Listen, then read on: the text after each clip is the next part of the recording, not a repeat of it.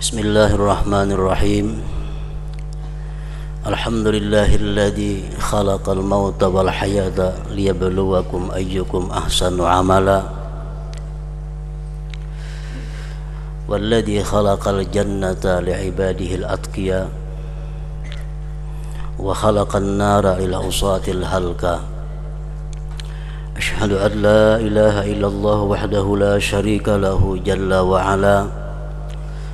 Wa ashhadu anna sayyidana Muhammadan abduhu wa rasuluhu an-nabiyyul murtada. Allahumma salli wa sallim wa barik ala sayyidina Muhammadin imamil anbiya wa ala alihi wa ashabihi wa dhurriyyatihi wa atba'ihi ila yaumil jaza. Amma ba'd. Yang kita hormati dan kita cintai para habaib, para alim ulama, para muhibbin, hadirin dan hadirat rahimakumullah. Alhamdulillah wa syukrulillah.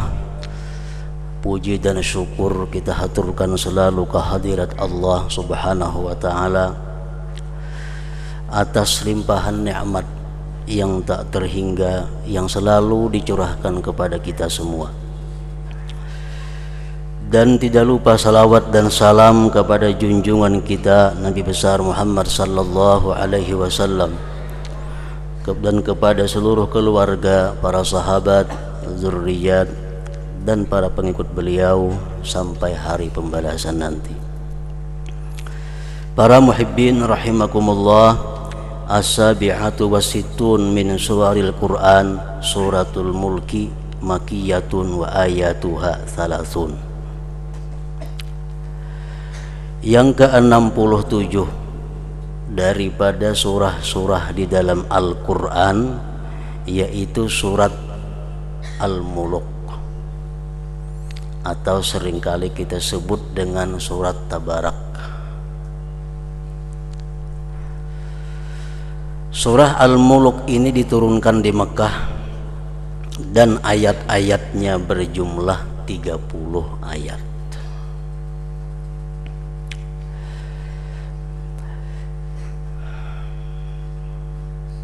Imam At-Tirmidzi meriwayatkan dari Ibni Abbas, beliau berkata, ada seorang laki-laki daripada sahabat Nabi sallallahu alaihi wasallam, dia membangun khimah di atas kubur, sedangkan dia tidak menyangka bahwa di bawahnya itu adalah kubur.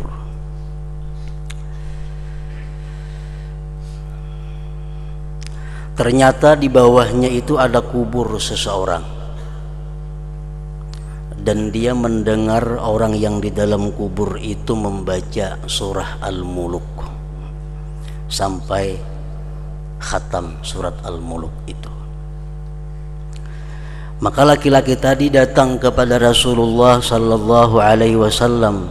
Dia berkata, wahai Rasulullah, ulun membangun kemah, mendirikan kemah di atas pekuburan, dan ulun tidak menyangka bahwa di situ adalah kubur seseorang. Ternyata di dalam kubur itu ada orang yang membaca surat Al-Muluk, surat Tabarak. Rasulullah sallallahu alaihi wasallam bersabda, hiyal mani'ah hiyal munjiyah tunjihi min azabil qabr. Ujar Nabi, surat Tabarak atau Al-Muluk itu adalah surah yang mencegah, surah yang menyelamatkan seseorang daripada siksaan kubur. Salah satu di antara hadis yang diriwayatkan oleh Imam At-Tirmidzi tentang fadilat keutamaan surat Tabarak ini. Dan Rasulullah sallallahu alaihi wasallam bersabda, lawadittu anna tabarakalladzi biyadihil mulku fi qalbi kulli insanin min ummati, akhrajahul Hakim. Ujar Nabi, sungguh aku kepingin, sungguh aku mau bahwa surat Tabarak itu berada di dalam hati tiap-tiap manusia daripada umatku. Salah satu di antara pengertian hadis itu adalah bahwa Rasulullah Sallallahu Alaihi Wasallam sangat kepingin andai kata umat sidin itu seluruhnya hafal surat Al-Mulk tadi. Nabi suka, Nabi cinta andai kata kita ini hafal surat Tabarak. Nah, surat Tabarak tadi 30 ayat. Kalau kita bujur-bujur ada niat hendak menghafal, sehari seayat, sebulan hafal. Amun terlalu berat, sehari seayat, 2 hari seayat, 2 bulan tuntung. Kada tahan 2 hari seayat, 3 hari seayat, 3 bulan tuntung. Asal ada kemauan.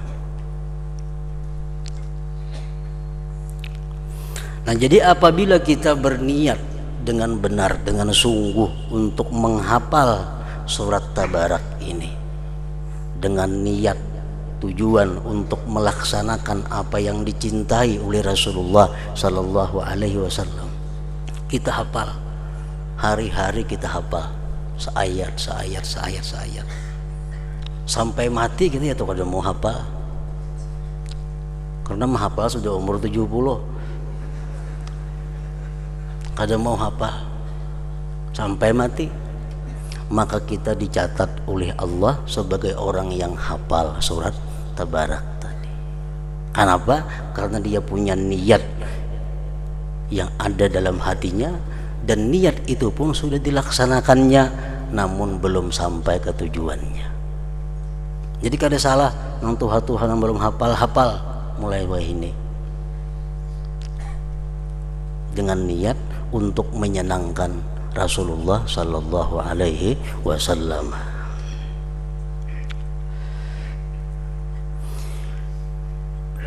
Dan lagi Rasulullah Sallallahu Alaihi Wasallam bersabda, inna man qara'aha kulla lailatin lam yadhurruhul fattan, akhrajahul Hakim.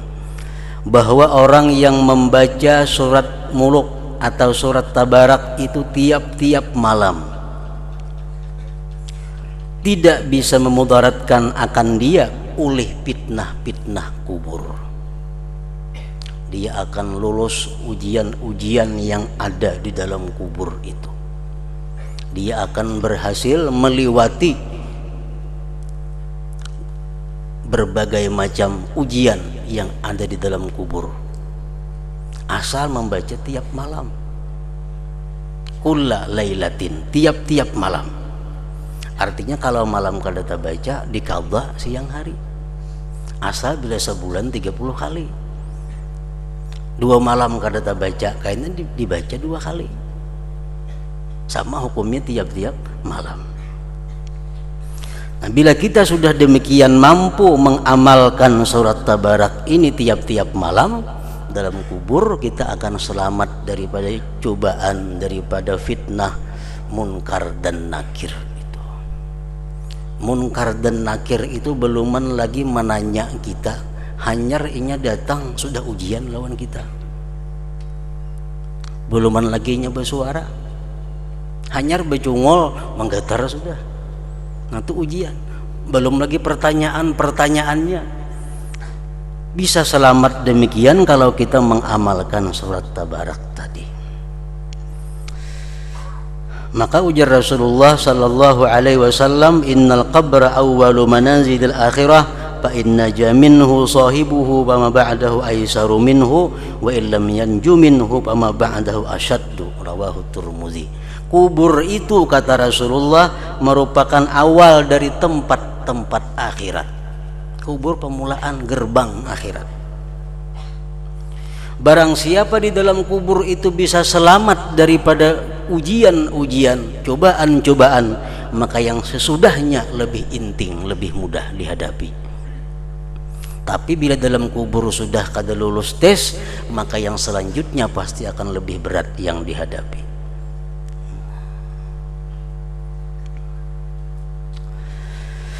Rasulullah sallallahu alaihi wasallam bersabda lagi, inna suratan min kitabillah ma hiya illa 30 ayah syafa'at li rajulin hatta akhrajathu minan nar yaumal qiyamah wa adkhalathul jannah wa hiya suratu tabarak, akhrajahu Tirmidzi wa hasanah.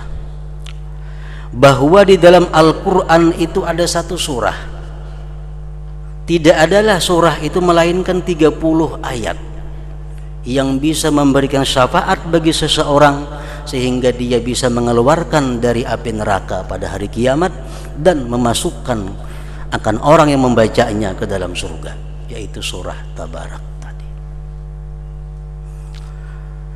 Para muhibbin rahimakumullah, sekian banyak hadis yang menerangkan tentang keutamaan surat ini.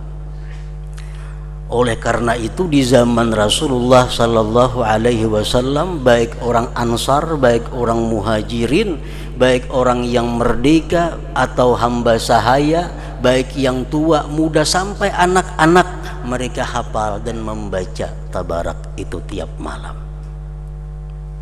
Itu pada zamannya Rasulullah sallallahu alaihi wasallam. Nah, jadi mudah-mudahan dengan adanya hadis-hadis Rasulullah sallallahu alaihi wasallam ini yang sudah membiasakan membaca surat Tabarak, bertambah kemantapannya, bertambah keteguhannya, dan yang balang kambingan Tabarak mudah-mudahan dapat istiqamah.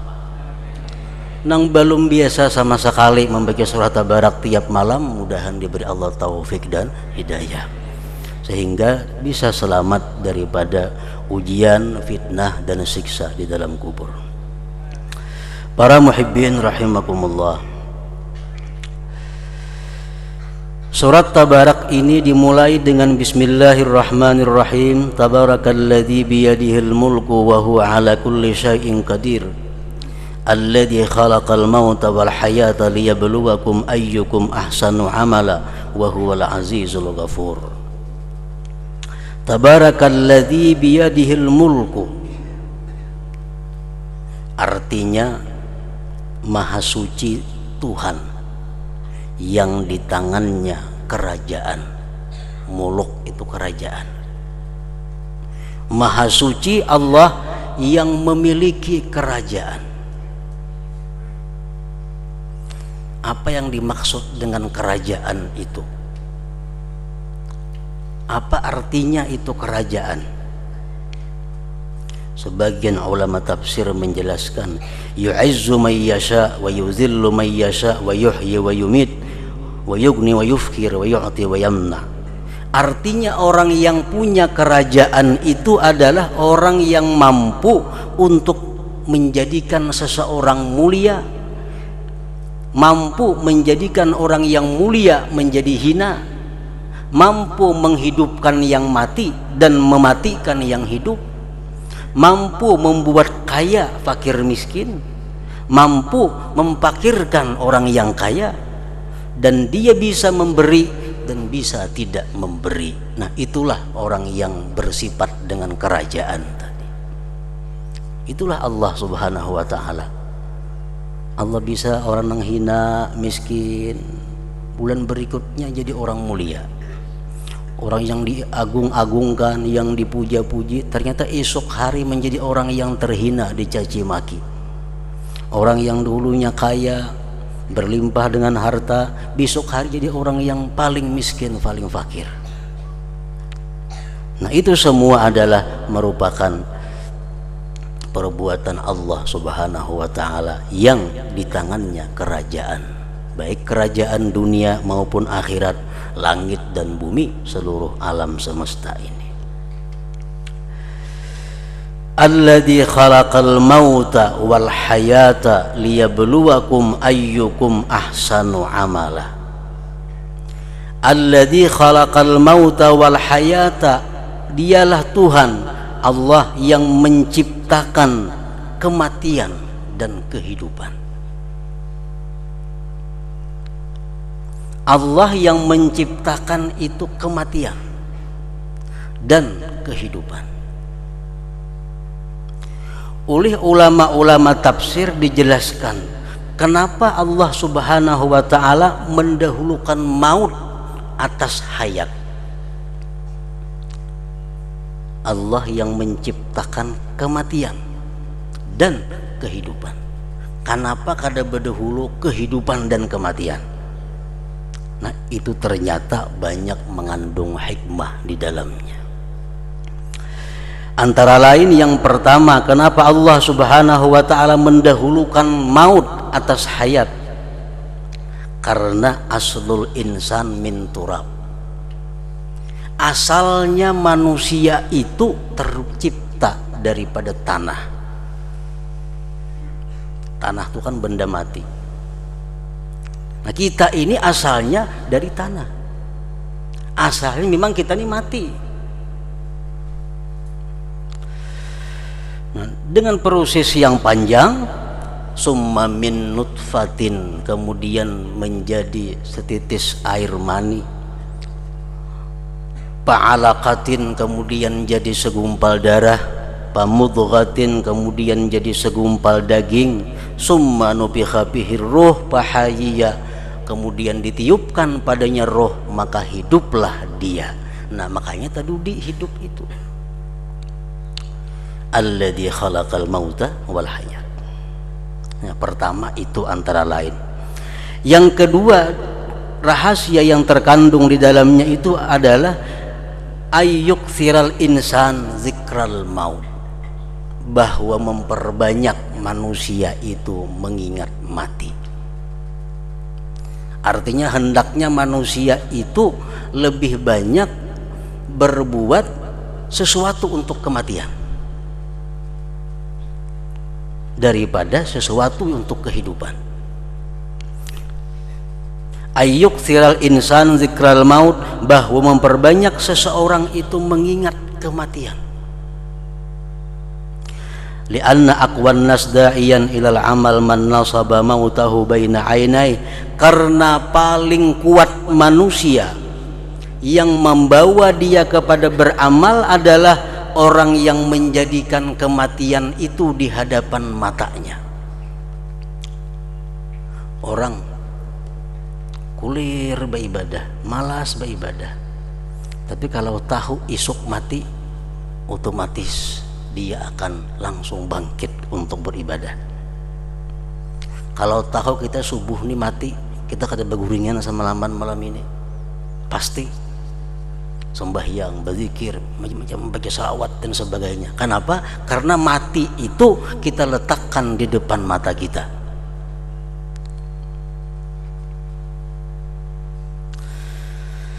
Para muhibbin rahimakumullah, Rasulullah sallallahu alaihi wasallam bersabda, "Aktsiru min dzikril maut fa innahu yumahhisu dzunub wa yuzahidu fid dunya." Rawahu Ibnu Abi Dunya. Ujar Nabi kita, sering-seringlah mengingat mati itu.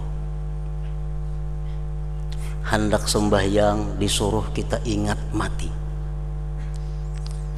Hendak sembahyang kita disuruh Nabi, sembahyang ini anggap sembahyang terakhir dalam hidupku.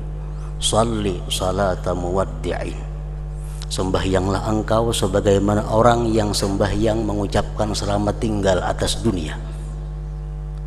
Kayak apa hebatnya, khusyuknya sembahyang kalau kita anggap bahwa sembahyang ini sembahyang terakhir dalam hidupku. Nah, mau tuh sembahyang bujur-bujur, bertata krama sebagaimana yang diatur oleh agama. Perbanyaklah mengingat kematian, karena mengingat kematian itu menghapuskan dosa. Walaupun kita kada beristighfar, walaupun kita kada berzikir, walaupun kita kada bersalawat, tapi kita ingat kematian. Contohnya ingat lawan mati macam apa? Contohnya kita duduk termenung, jangan-jangan aku ini esok bisa mati. Nah, itu ingat kematian ngarannya.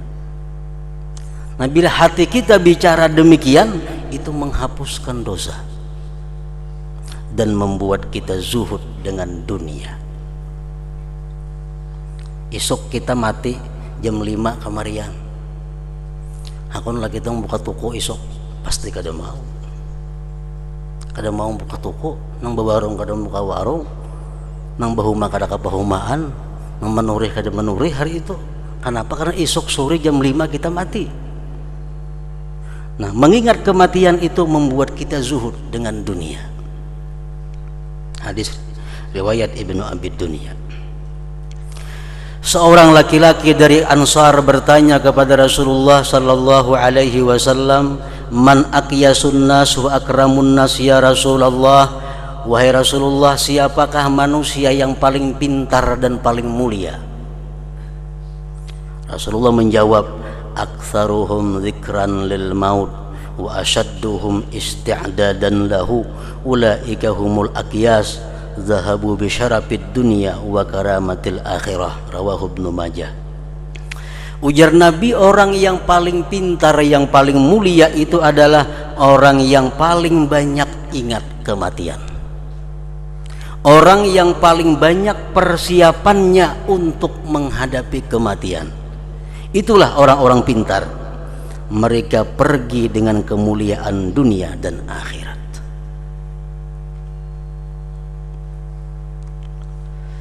Nah, itu antara lain kenapa Allah Subhanahu wa ta'ala dalam ayat tadi, alladzi khalaqal mauta wal hayata liyabluwakum ayyukum ahsanu amala.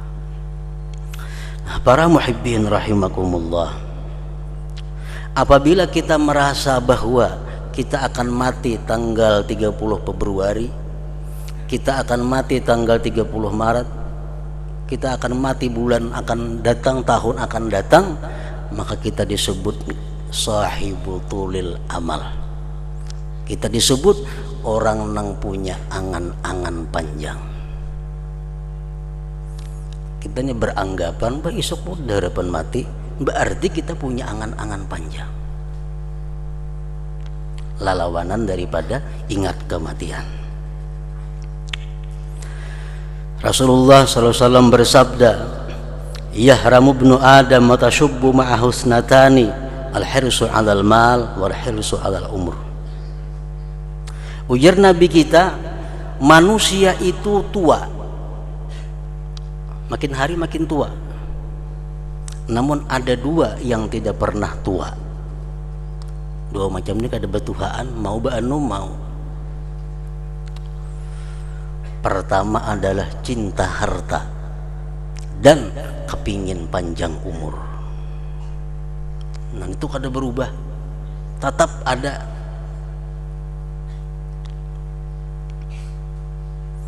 Cinta atas harta itu kada ada kasudahannya.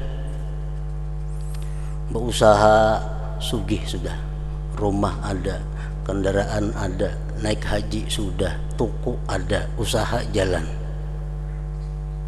Sagan anak pulang dipikirkan, kain anak genalan kayak apanya, bahimat pulang bercari sagan anak, cukup sagan anak, kayaknya anak kawin bercucu sagan cucu pulang,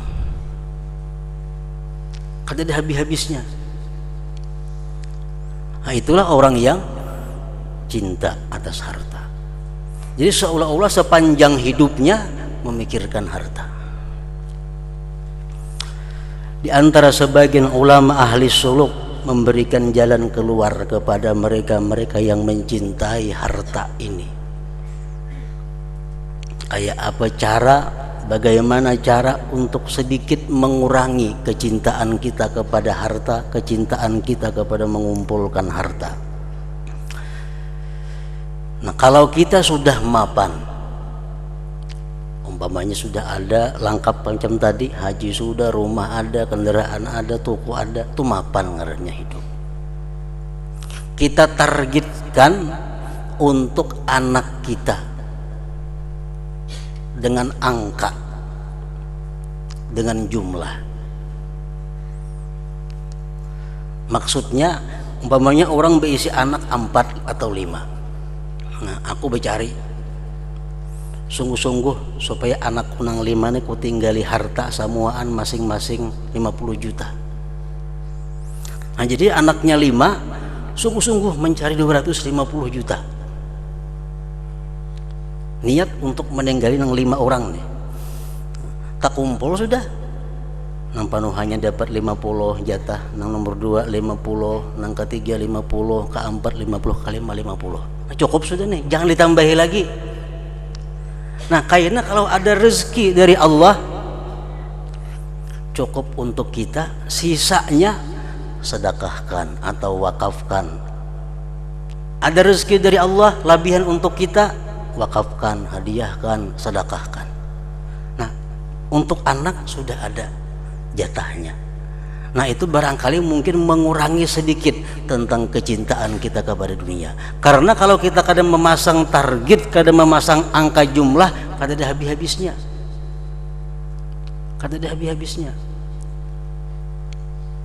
Apalagi harta miliaran. Anak 2, nomor 1 tinggali 250 juta, cukup sudahnya. Nomor 2 tinggali 250 juta, 500 sagan seorang. Itu kan habis umur, kada habis 500 juta nih tuh. Nah, jadi napa gawian lagi?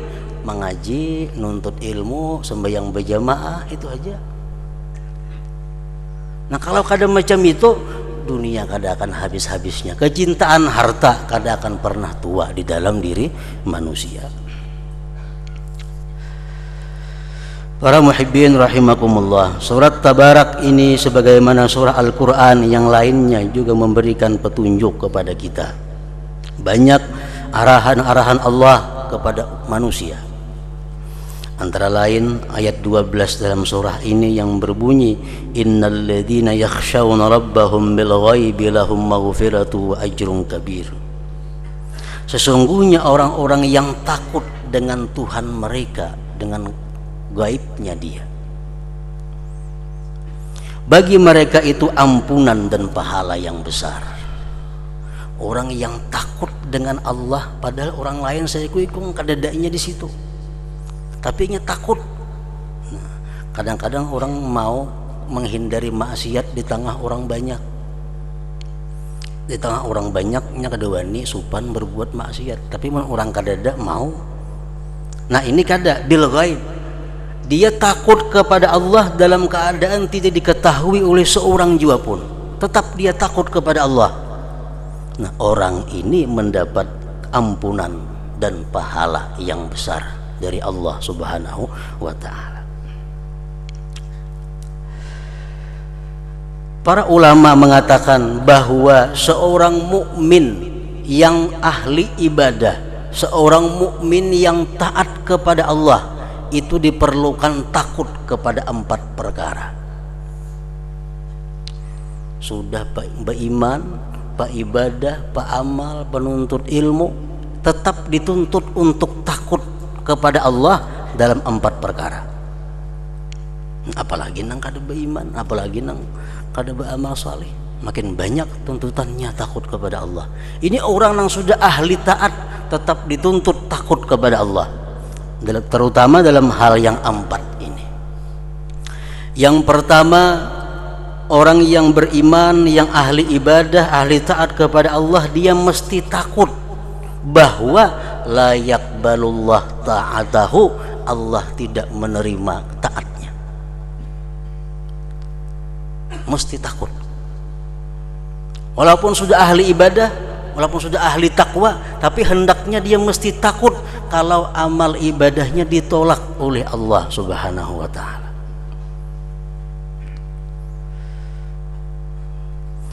Karena Allah menyatakan dalam Al-Quran, innama yataqabbalullah minal muttaqin, hanya saja Allah menerima ibadah orang yang takwa. Hanya saja, innama itu adalah hasar dalam istilah ilmu nahwu. Hasar itu pembatasan, artinya pembatasan. Innama, hanya saja Allah menerima sembahyang, puasa, zakat, sedekah dari orang yang takwa. Nah, orang yang tidak takwa bagaimanapun ibadahnya, Allah tidak akan berkenan menerimanya. Nah, ini membuat takut. Jangan-jangan waktu bersedekah tadi aku belum takwa. Jangan-jangan waktu sembahyang tadi aku belum takwa. Jangan-jangan aku naik haji tapi aku belum takwa. Nah, artinya jangan hendak melakukan satu ibadah sebelum didahului dengan takwa kepada Allah Subhanahu wa ta'ala.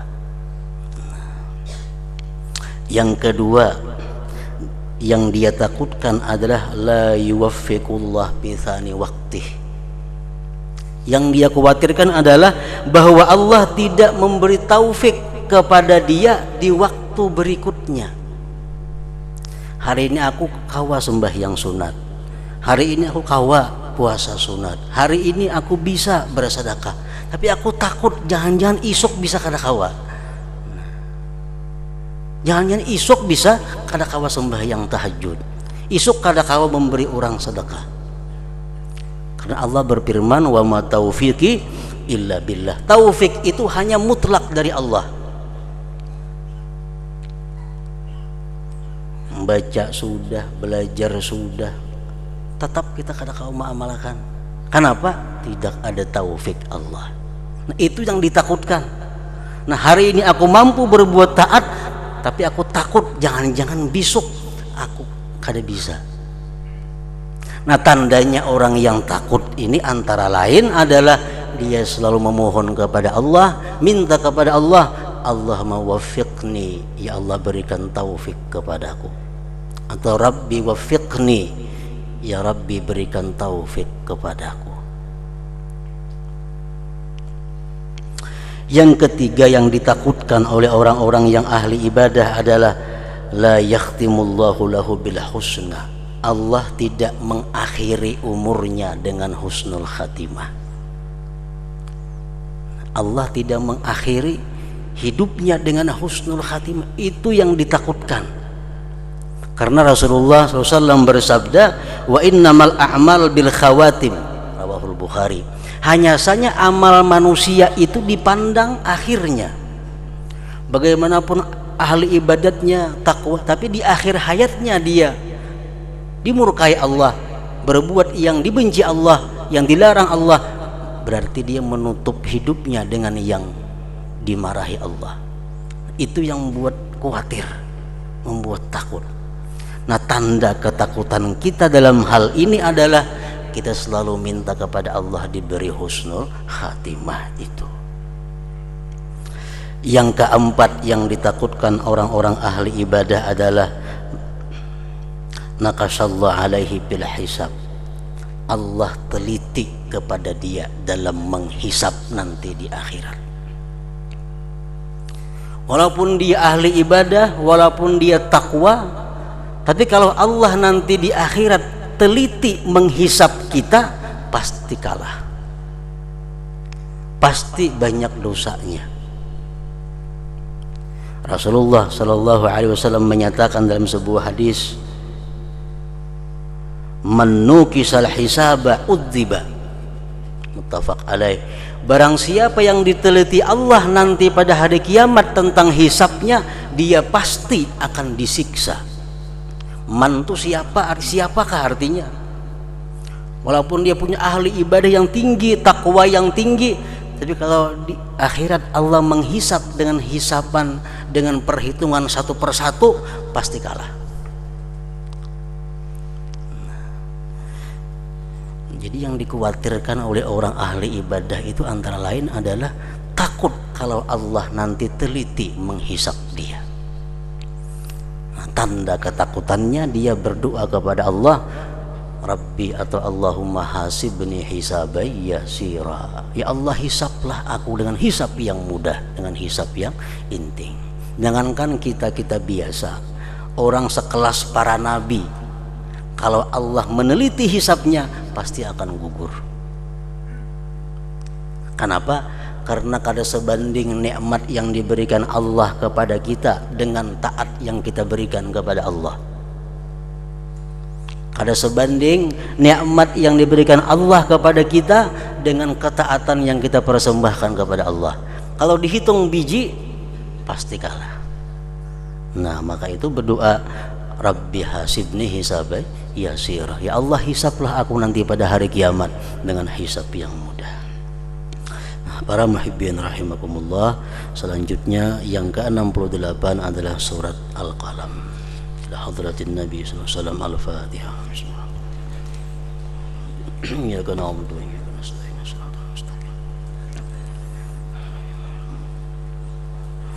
Asyhadu an la ilaha illallah wahdahu la syarika lah.